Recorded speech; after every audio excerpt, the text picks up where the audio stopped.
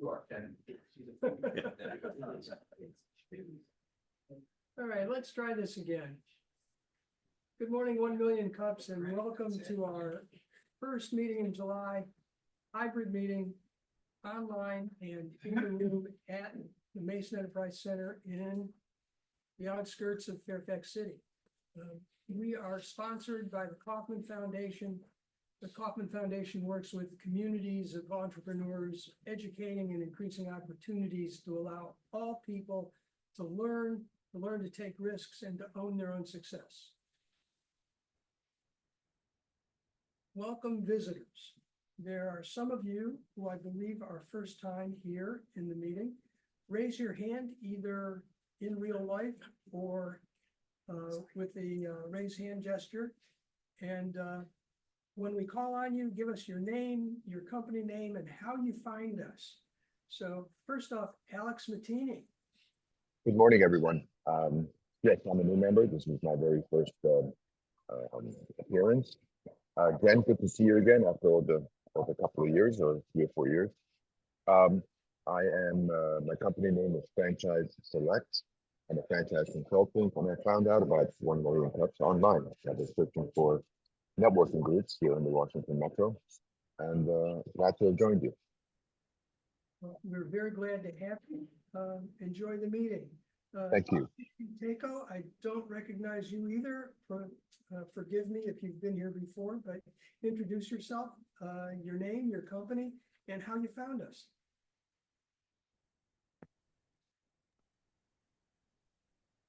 I'm sorry, did you say JC Tycho? Yes. Yeah. And, Okay, awesome. your company and how you found us. Right. So, hey guys, my name is JC Tycho. I represent Oraculum Capital, and I was actually invited by Scott, who was in this meeting as well, to learn more. So glad to join here. And this is going to be my first time, actually. We're glad to have you. Thank you so much. Did I miss anybody? Reggie Holmes. Oh no, you're not a newbie. We have someone new in the room. Behind you, Ken. Chris. You can come be up here on camera if you would like. Yeah. Stop it. That's not Come on up to the front. Come on down. Come on down. Hi, my name's Chris Flood. I'm currently in transition. I come from the association world and primarily involved in corporate partnerships. And John Foster was my link to this event, so I'm glad to be here today. Thanks for joining us. Thanks.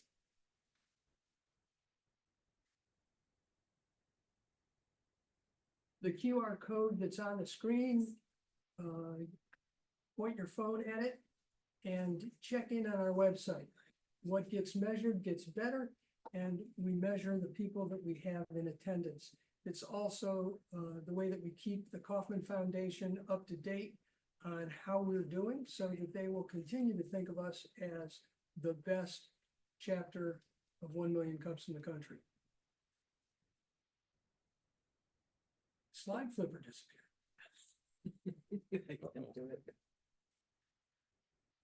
There we go. 1 Million Cups is a volunteer organization. It is organized and operated by volunteers, and these are them. Jen, who you've seen on screen, John Rutenberg, Melinda, Scott, and me, we're all here. And we have brand ambassadors. John Foster is one of them, who are our outreach points of contact for bringing new people to the meetings and finding new speakers in the future. John, you want to flip that again?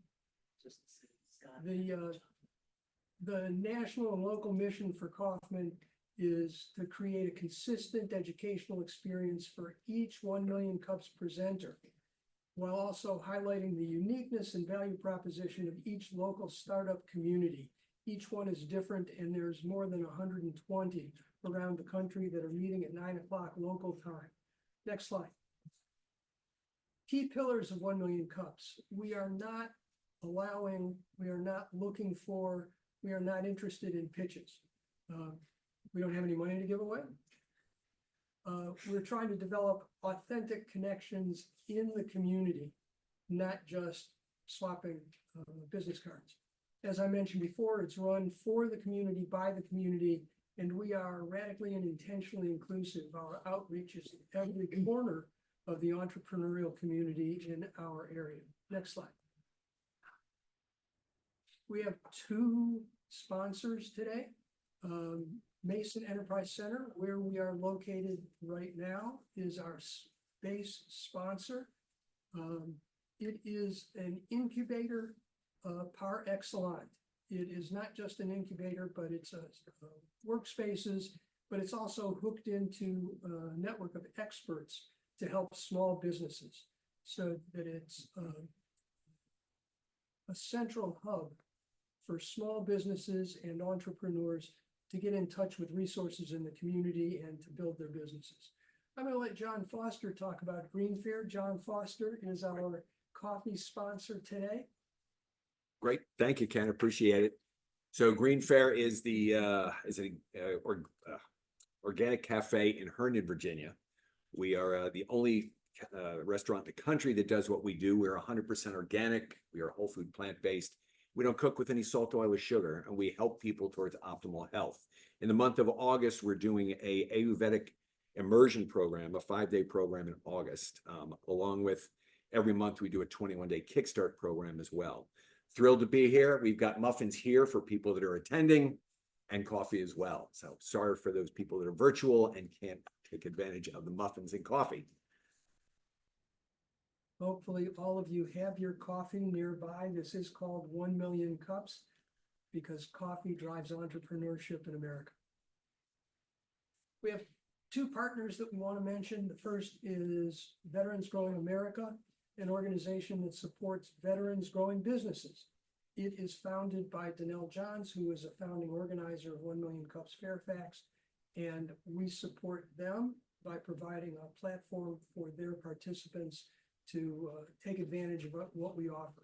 Fairfax County EDA is also an organization that we work with closely. They are a central hub for economic development, obviously, in Fairfax County.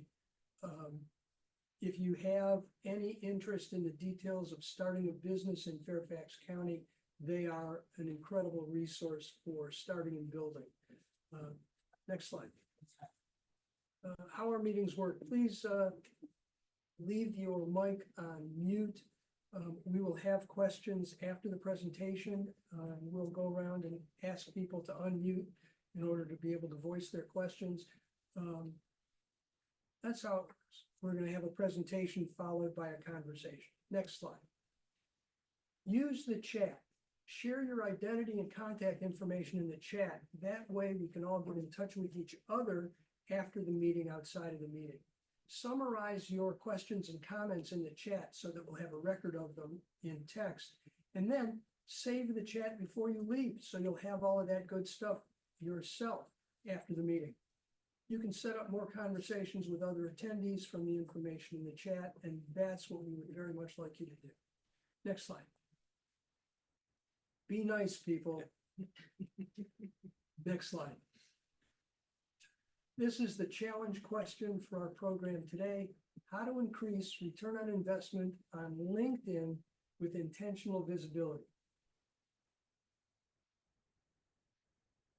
Part 1 today is 5 critical updates needed to your LinkedIn profile. So that's where we're going. Next slide.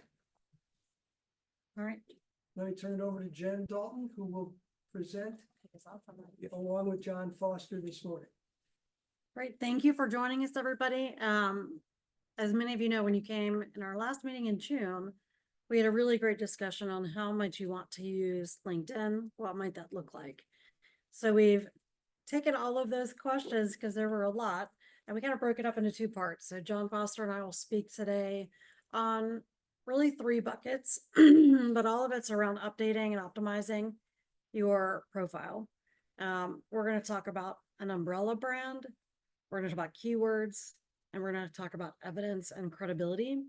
And while we're doing this, we're also going to do some real-time updates to John Rittenberg's profile, and then we're going to send him the invoice later. But what we'll also do, so this presentation might take maybe 20 minutes, 25 minutes. We're happy to take questions, and we're also very magnanimous. We're happy to judge your profile. If you want us to look at your profile, you're welcome to drop it in chat. And if we have time and during Q&A, we're happy to be judgy. So I'm going to kick us off, and then John and I will play tag team back and forth. And so when we talk about an umbrella brand, it's really about what's your broader story.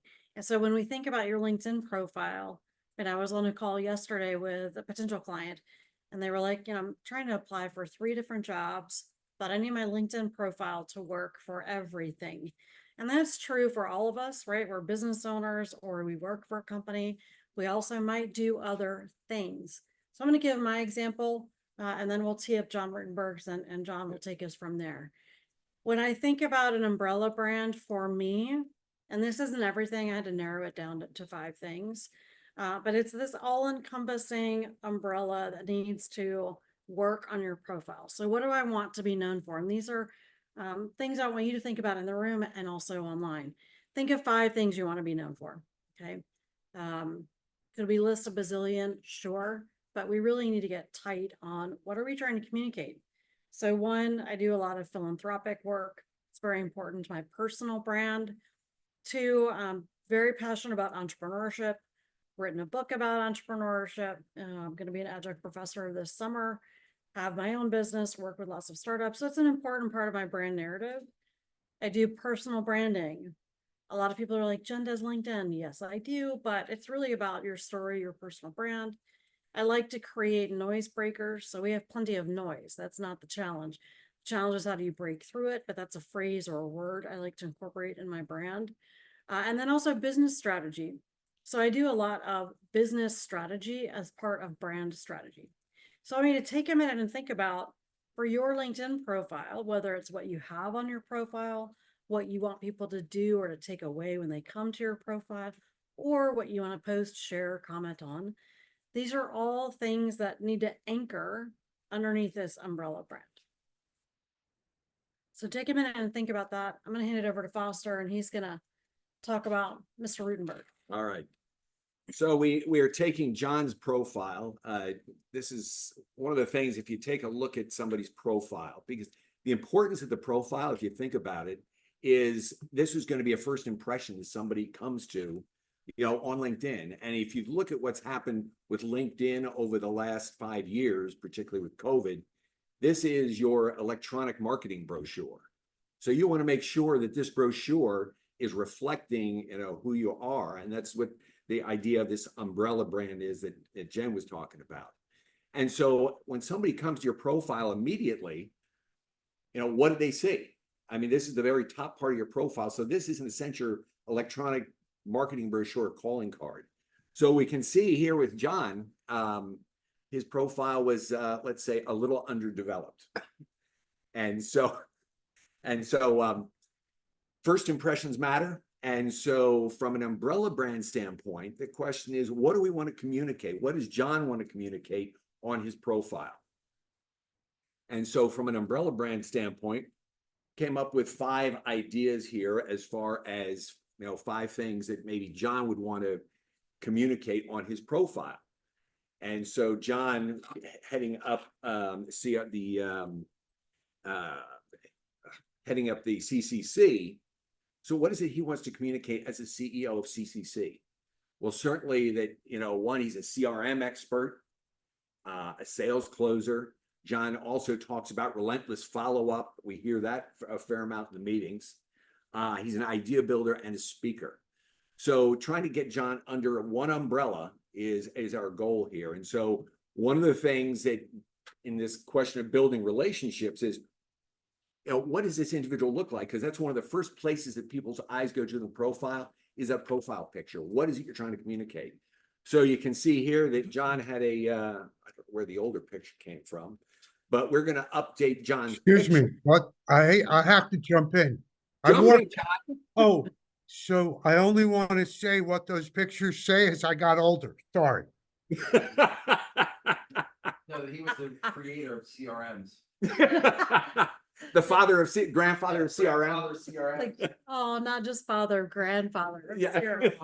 Oh, you guys, That's me, Rutenberg. that was John Norris. That's all the Johns chiming in. No. Founder I instead. wore pink today. I wore pink today, one to stand out, but since I am the guinea pig, oink, oink, oink, I thought I'd dress appropriately. Thank you, Norse. So we can see that we've got an update to John's profile. One of the things Jen is in the process of updating, and I will say that one of the things that I do is I teach LinkedIn, and one of the questions a lot of times come up is just sheer mechanics. And so Jen's going through updating his background picture, which we'll touch on in a second, as well as his profile picture. And to be fair, this was not a professional headshot. Melinda took this, which we're very grateful, and John should get a professional headshot. But I think it's, you know, more There we up to go. date, more relevant. You can see that there's a call to action in the banner. So Right. these are two things that just right away change that first impression. Right. So those first two things, and those are relatively easy to change. And so taking advantage of that first part of the profile is, is something that everybody can do and really should do. And the banner, if you're looking to make a banner, I just use Canva. Canva, yeah. Canva's got free software, and so you're able to do that through Canva. All right, as far as keywords, one of the things on LinkedIn is that you're looking to be found. And so keywords are certainly an important piece of that, because what you're looking, how people find you are going to be based on those words on your profile. So keywords are going to be important. And that goes back to one of the things we talked about, that line underneath your name is going to be essential, because you have 225 characters there. And those 225 characters are almost the most read part of your profile, because that's what people come to first. So what are those keywords that you're going to use that you want people to find you for? And so in this example, we can see for John, we've got business development, sales funnel, obviously CRMs, sales automation, customer acquisition costs, generate leads, contact management, grow my email list, and then CCC Solutions, his company. So you want to go ahead and take advantage of that space using those keywords. So be thinking about who's your audience? What are they going to be looking for? And so how can you be found? And so that's getting those keywords in the top part of your profile is going to be essential, from a marketing standpoint, and making the best use of your LinkedIn profile. In the About section, and the thing that's interesting about the About section gives you the opportunity to tell your story, as well as what it is you want to communicate about yourself. So you've got something like 2,000 or 3,000 characters in that About section to take advantage of, to tell your story about your business, how you got there, your philosophy. It can cover any number of things. And so in this case, in the About section, you've got information about CCC, what it does, but then you also want to have that piece about yourself, because ultimately it's going to be you representing your brand that you want people to understand and build that trust with. Because ultimately what this is all about is about finding the people who you're going to build relationships with for your business. And so having more about yourself, and then the other piece I mentioned, philosophy, why work with John? What is it, what makes John unique as far as, in the CRM business? He's got certain unique characteristics, and you want to communicate those in that About section. How does he add value? We could do something fun like put grandfather of CRM, but I'm not going to do that to you, John.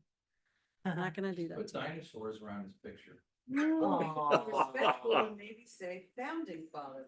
Founding father. Well, that's what I said, Father. founder. Yeah. Right. It's embarrassing. Go on. That's the idea, Jim. I love it. I love it. You're not easily embarrassed, John. No, So, Tom, what do you think so far? And for folks in the room, let's pause here. So first, your embellishment of my keywords was phenomenal because you added, and which was really helpful. The whole thing is amazing. So I need a haircut. That's tomorrow, so I might change the picture again. But um, inertia. I'm going to stop and let you guys go on. In terms of keywords, where is that fitting in? Because you had many more keywords in in the slide a minute ago than, because it's in headline. Yes. Some of it's in the headline and some of these I added to what John Foster and I had come up with. So this was adding in the list that you sent to us and then still Mhm. editing. Sure. We're not gonna do your about section because that'll take a little bit longer, but I think Sure. John did a great job speaking to making it a story. Sincere question. So we all know that John is a very warm and caring person. So I don't know how you would add that, but also John is a very fun and playful person. So I don't know if there are ways to do that, or maybe that this is not the right spot, not the right place to communicate that. But I was just curious because there's a lot of really informative business terms, but a little bit less of that personal warmth side of John and playfulness that I know that he brings to the table in business. So Scott, some of that can certainly in the about section, how that's done can communicate some of that. Also in other parts of the profile, you got the opportunity to talk about volunteer work that you do. That also included in skills. So really that about section can be key around, around your point there as far as communicating personality. Also testimonials. When you're asking for Yes. testimonials, you may want to tell somebody that you're working closely with to bring out some of your personal characteristics. Why do they like working with you? Things like that. So, and that's a good point, Melinda. So one of the things about LinkedIn and what LinkedIn has done is it does offer you a lot of flexibility. So you can introduce a lot, videos, talk about projects you've worked on. We're going to talk about recommendations a little bit later, but those things, LinkedIn is giving you a lot of flexibility to be able to communicate some of those things. And so in the next part, which is a nice segue. Yeah. When we talk about skills and recommendations. So part of John, what we wanted to look at was taking your keywords, taking your, here's what I want to be known for, right? Speaker, etc. Right now under skills, these are the ones I see first. I'm pretty sure. I didn't know he was such a big web developer. I didn't know he was such a big web developer either. So, you have web development and software. So what I would recommend everybody do is go look at your skills, and I'm going to show you how to do this in a second. Make sure they're timely. So are they the latest skills you're trying to highlight? Are they relevant? So use those keywords. Are they accurate? Right. And then I would look at the top 3. And I think for recommendations, just as Melinda was saying, it's important to get recommendations that highlight the story you want. So a way to help your recommender to do that is draft a recommendation. So I might say, hey, John Foster, I do a lot of LinkedIn work. You do too. I would love to write a recommendation for you. I drafted it. What do you think? But John could also say, well, gosh, you know what? I've already got one drafted. What a coinky dink. Yeah. Could you just use this? Right. And that way we're making it easy for a recommender to save time. We can still say, you can edit it if you like. Feel free to change it completely, not use it at all. I respect your time though. And I wanted to make sure you have this as easy as possible. Right. And so I think when we consider recommendations, we really want to look at how do we tie in those skills, which drive a lot of the keyword search and being able to be found. Your skills do, your job titles do, and also your headline, which we already talked about earlier. The other point I want to make on here is that the importance of each part of the profile, like Jen's bringing up the skills, those top three are really important because that's what people see first. And then they have the opportunity to click on show more. And your about section is that same way. So as you're going through and updating your profile, Mhm. you want to make sure that those key pieces, the very top part that people see, are hard hitting. So in that about section, those first 4 lines, you want to grab somebody's attention. Same thing with the skills. And so John Rudenberg, as you look at your skills, endorsements basically is someone clicking and saying you're good at this. So sometimes LinkedIn will populate some of these in the past. Sometimes someone might, click something you already have, but that's why it's kind of a mishmash. And it's important to go through and edit. Like I don't think e-commerce is on your list, John Rudenberg, but if it is, let me know. I mean, I'm Like- laughing. I'm not sure I've ever looked at this. So I like have. good Go on. planning, public speaking was one that you brought up, business development, Sure. CRM, I think is in here somewhere, maybe not. Sales process. Sure. Sales process, Yeah. CRM might not be, which would be bad. No. Yeah, it's bad. And so Contract management. you 3. can reorder these, Mhm. right? So we can move contact management up. We can move public speaking up. That doesn't have to be the top 3, but for the moment, I'll just go ahead and do that. We can move sales up. And so these are just things that, yes, we want Question. to fix. When you Yes. move them up, obviously they're not his heavy weighted skills that he's talking about now, but and you see 3 endorsements or something. So maybe what he needs to do then, once he moves things around, is have some of us, since we're all friends, go in and endorse him for the skills he wants to be endorsed for. Yeah, I think one of the I'll challenges read it. with endorsements, Melinda, and this was kind of the way they introduced that.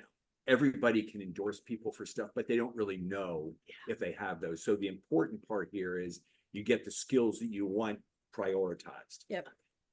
Because what LinkedIn will do is they will say, well, these are the top ones on your list. These are the ones we present to other people. So that's Sure. why sometimes you find skills with endorsements that you're like, why do I have 44 for e-commerce? Because it was at the top and that's what LinkedIn is presenting to others. So it's even more important to prioritize first. Can you actually go out and say, hey, let's have a skills endorsement happy hour and let's click on all the stuff yes, sure. You can invite your friends and do that. July 30th, right? Right. July 30th. What I would also recommend though, from a CRM standpoint, if there's someone you've reached out to and you haven't heard from them in a while, sometimes I'll just go and endorse them for something and just get back on their radar. I know that sounds silly, but they will get a little ping about that. And that can also work for recommendations as well. Absolutely. So if you want a recommendation from somebody, go ahead and write them one.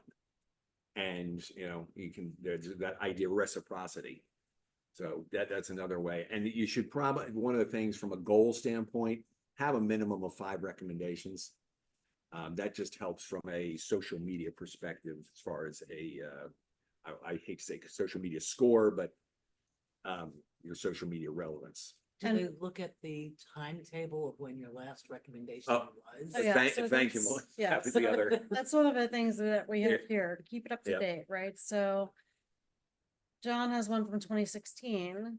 So what John can do and should do is reach out to recent clients and draft a recommendation, send it to them, ask us to write one for them, which I know many of us are in the process of doing.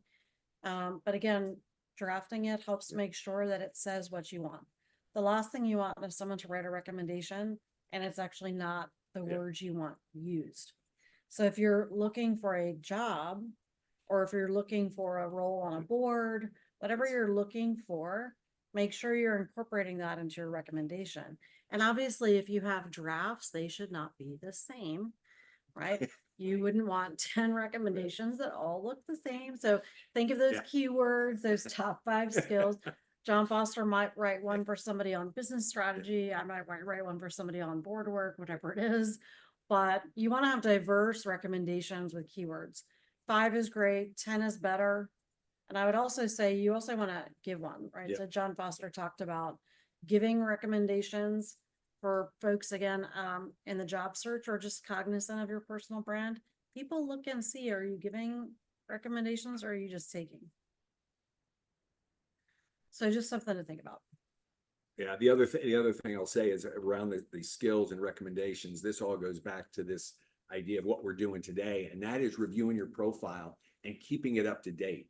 Because if you think about it nowadays, from a LinkedIn perspective, you've got over 1 billion people on LinkedIn. And so the opportunity to be found is going to be increased greatly if you are paying attention to your profile. And so what we're trying to hit on are those things that are going to be helpful for people to find you. And the things we're talking about today really are the tip of the iceberg. Yep. There's so much more to LinkedIn, which we'll get into in the next session too. Yes, I might be getting ahead of. entrepreneurs doing their own thing and getting ahead. What?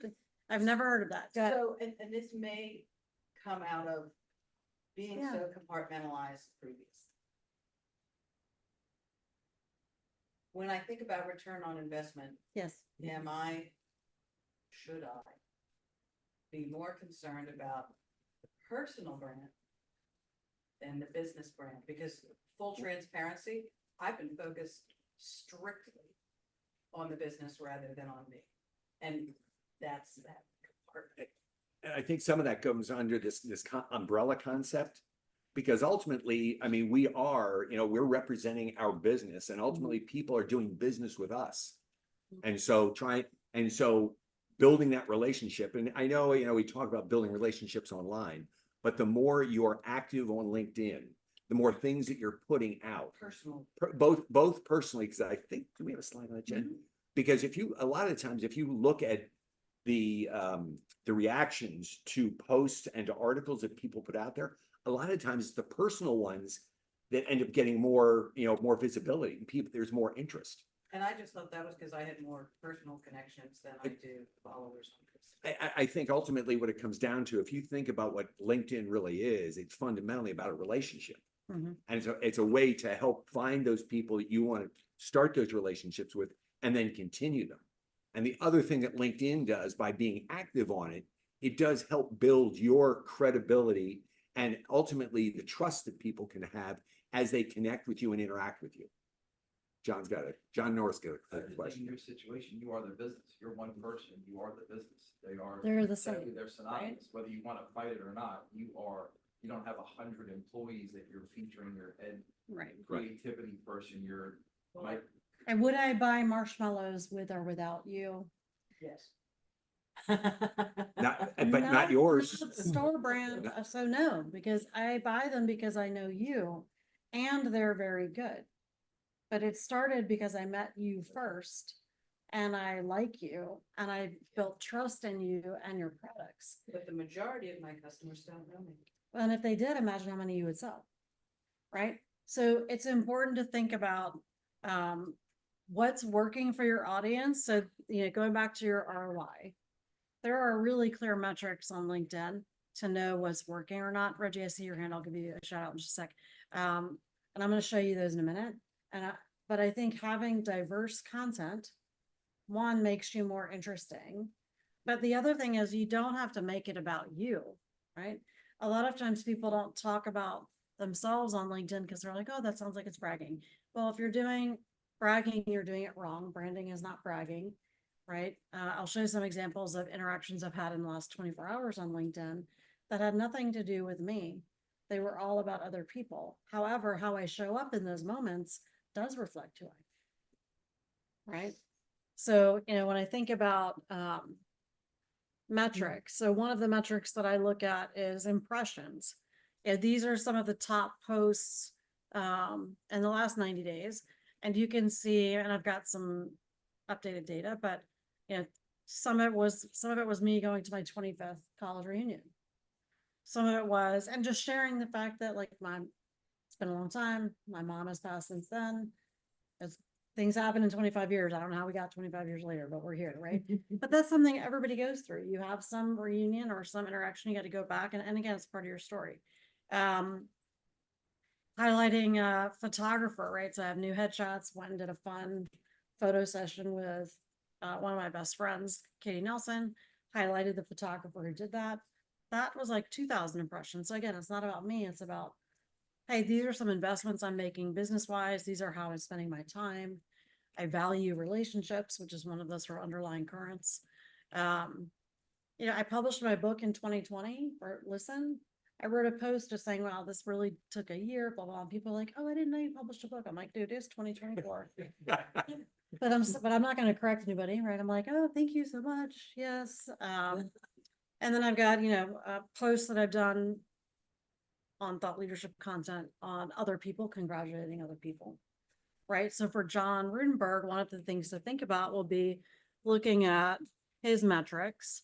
So, for all of you, when you go back to your profile, what we want to look at are these analytics. Don't be afraid of the numbers. And so you can look at, let's say, John Rudenberg's like, this month, I'm going to work on LinkedIn. Fantastic. Write down your metrics today, post once a week and see what happens.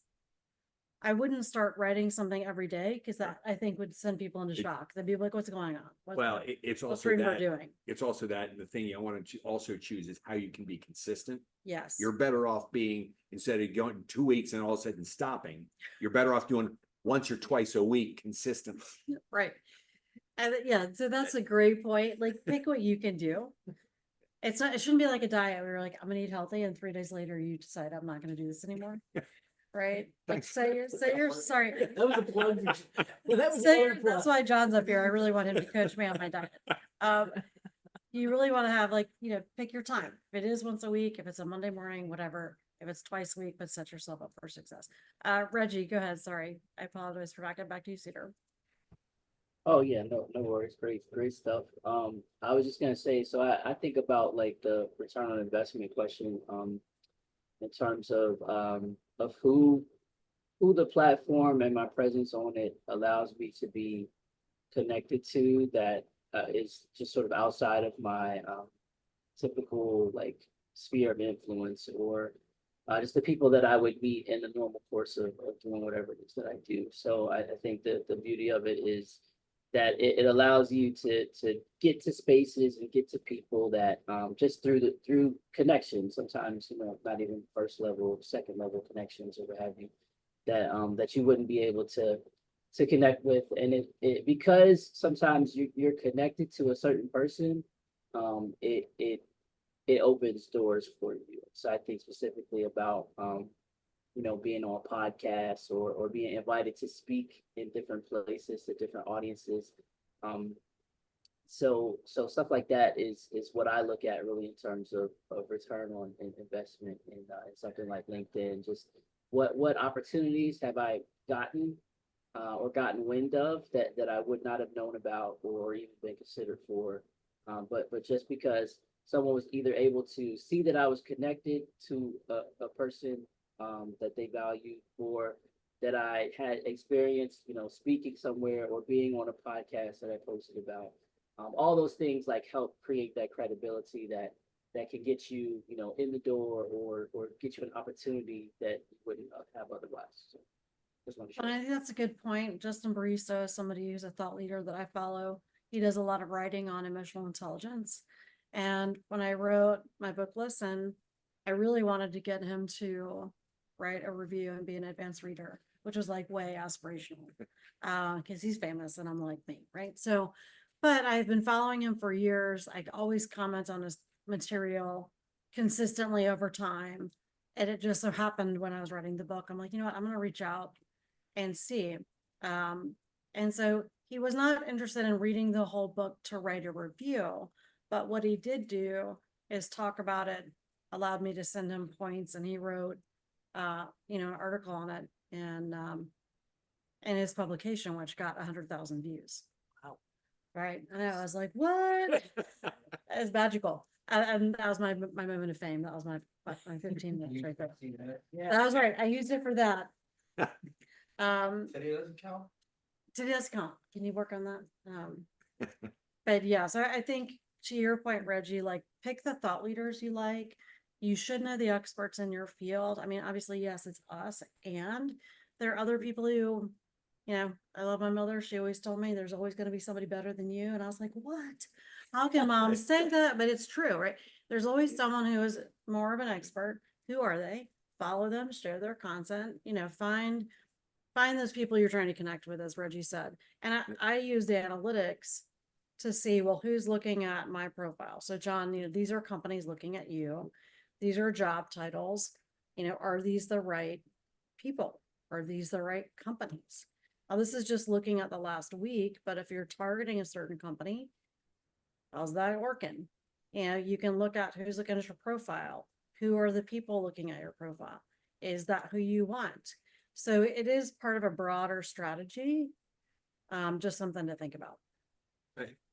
Oh, John, go ahead, John. So when you're, like, when you're doing posts, you obviously can, like, word tag people. Yep. But then also you can hashtag. How important are those, say, I mean, obviously I know if I'm posting, hey, John Foster, thanks for the great breakfast, obviously that's pretty obvious, but if it's like, you wanna make comments and maybe attract an audience of whatever, you know, accountants or whatever, how, do you just hashtag things, like, how do you do that to be effective or try to be effective? Great questions. I mean, hashtags originated on Twitter, the platform formerly known as Twitter. X, like Spot. They are used on LinkedIn. However, what I would recommend doing is typing in search, what's the hashtag you're looking for, and what are the conversations around it.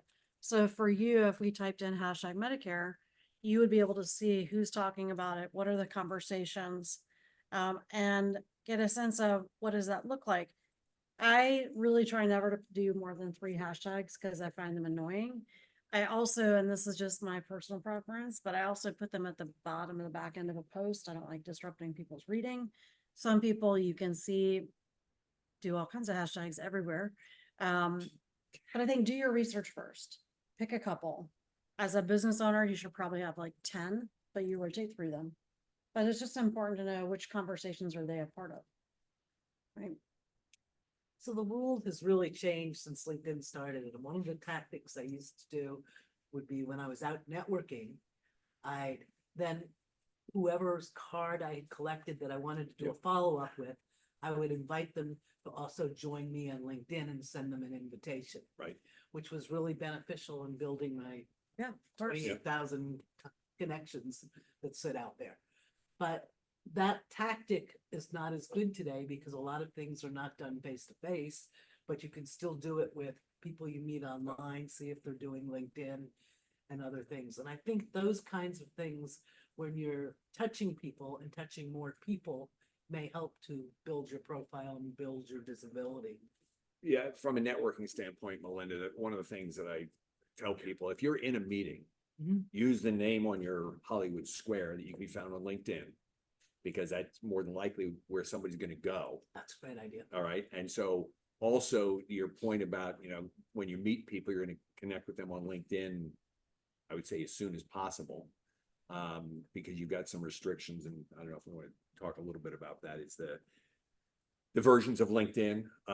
You know, there's the free version, which a lot of people use. And Microsoft is, you know, in the process of making a lot of changes. And one of those changes is the invitation, to be able to personalize that invitation where you're now limited to 5 a month on the free version. And if you go to the paid version, you then have, you know, but you can then personalize a bunch more. And is it unlimited? I can't remember if it's unlimited. I have enough connections. I don't usually have to worry about it. But so, yeah. So again, that's from a strategic standpoint. Yeah. If you're on the free version, you want to be strategic about that. And then the other question is I'll say, as far as the paid version, take full advantage. And I think this is where a lot of people fall down. Take full advantage of the free version. Yes. And then once you're done that, move to the trial, the 30-day free trial, which you can get, and then make a decision about, is this really being helpful? And, you know, one thing I would say, you brought up being out at events, you know, when you have your LinkedIn app on your phone, if you click in the search bar at the top, over to the right, you'll see a QR code icon. So I save this as my phone's background photo if I'm going to an event. One, so I don't have to keep opening up LinkedIn and going to the search button. You can also take a picture of it and save Yeah. it, but I highly recommend that way when you're out at an event or conference, Right. you can just scan and connect and it's super easy. But I think knowing how to do that, I'll do that again, Melinda, so you can get a photo op. But I think knowing how to do that's really important. So think about how do you want to use LinkedIn strategically when you are out? Because I think people are out a little bit less. Right. Some people are doubling down and out more, in which case, it works both ways. Well, that would be the point, is if you're out, take full advantage of Yes, LinkedIn when you're out totally. to leverage LinkedIn, because that's what you're gonna ultimately be using to continue that relationship. So, I know like when I do a LinkedIn profile assessment, I think John probably has the same Yeah. number. I look at like 65 things. Wow. We covered like 10. Yeah. Okay, so there is so much more here. I think John mentioned this earlier, keep your profile updated so it's accurate. A bonus recommendation, and you can find this if you go to your homepage on LinkedIn, you can be a contributor to content as a way to do thought leadership. You're not having to write a full blog. You can write pieces of content and do that. If you think about your hashtags and your keywords, contribute to content that aligns with your brand. So John Brinberg could contribute to the CRM. I contribute right now. I'm writing some stuff for personal brand articles. But these are some of the things we wanted to highlight today. So you want to chime in? One other Yeah, thing on this, please. and that is, if you see a post that you like, don't just like it, but put a comment in there, why you like it and why it was valuable to you. You want to shoot for a minimum of 3 lines there, because that will help. Again, that helps you as well as the person who posted it. So, And I'll show you just a couple that I did in preparation for today. Well, I was gonna write anyways, but I think it's timely. This is where commenting on other people's stuff can really make a big difference for them, right? Not just so if I go to show all posts and I just go to comments, I can see, what else I've written. This was something that came up this morning and I was like, huh. It was actually a really good video and I just put, hey, thanks for sharing this. I needed this reminder about mindfulness today. He probably doesn't know who I am, so I did hashtag #Dyslexic because we both went to Georgetown. Right. So just something to make a little connection that, and he responded. Zach Kaufman's an entrepreneur I've known for, oh my gosh, 10 years. And he wrote this fantastic article on retreats and making the most out of an offsite. And so, John Foster, to your point, I tagged him, commented, said what I liked and why. And so again, you don't have to write stuff about you. It's important to elevate other people's content. Same thing here. There's a friend of mine who's an executive coach, wrote a great article about transitioning into a leadership role. So I put a comment on that and which part of her article I loved and what it reminded me of. And then I tagged some other people to go, hey, why don't y'all chime in? So we want to make it a dialogue, not a monologue. And I think people forget that. So that's it for today. This was simple in the sense that the content we're going to cover next week is more complicated. And it's going to be about connecting the dots to your point, Amy, about from your personal profile to your company page and marketing efforts. We're going to use James Lawson. And if anybody here wants to, be a guinea pig, we're happy to do that. But we're going to talk through what are some of those things. We're not going to be recording. So if you want to get the content, you need to be in the room because we're going to talk about stuff that John Foster and I get paid millions of dollars. Millions of dollars. No. But we do want to make sure it's really valuable. So we are going to go a little bit deep. It's going to be a little more complicated. But do join us next week. With that, Ken, I think you're emceeing. Take it back. all right, great. So for those of you who have participated and understand what we're about, what we're trying to accomplish, we would love for you to join us on the organizer team. It is an opportunity for you to develop your skills as well as to make a huge impact in the entrepreneurial community in our neighborhood. So to apply to be an organizer, you can either go online to 1MillionCups Fairfax or type me into the chat and we'll get back to you. Next slide. Upcoming events. The QR code down in the bottom is the event page for Central Fairfax Chamber of Commerce. You can also find them the hard way by going to Central Fairfax Chamber of Commerce in that Google tool and looking for their event list. They have one of the most extensive lists of events in our neighborhood. I'd like to bring to your attention to pitch opportunity for DMV area founders. That is going to be this next Friday. And also Young Professionals Lunch and Learn. You may know this person, Jen Dalton, is speaking on leveraging LinkedIn. Crazy. So you can get more of this story and probably some of the secret sauce that you're gonna have to wait for at Office Evolution here outside of Fairfax City today. So don't leave here from the room, go straight. I'm not. Go straight to that program from the MEC. Next slide. Our presenter schedule, we have the LinkedIn workshop coming up on the 17th.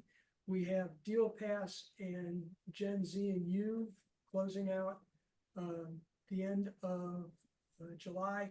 We also have a special opportunity on July 30th here at the Mason Enterprise Center. We're going to host a networking event from 3 to 5. Come on down. We have lots of opportunities for speakers in the dog days of August. And we have a number of people who we are talking with to put them on the schedule, find out what their business challenges are. Next slide. Help us spread the good word. Follow us on social media and do all of those things that Jen was talking about with our posts. Comment on them, share them with your team, share them with your community. You can get all of the links for those social media connections on this QR code to make it easy. So take a moment, snap that QR code and hook up with us on social media. Next slide. That is the story for today, and we're sticking to it. I hope you all found it as valuable as I did. I'll do as my son does. It's cool Is or that the not. whole thing? I think so. It's like penguins.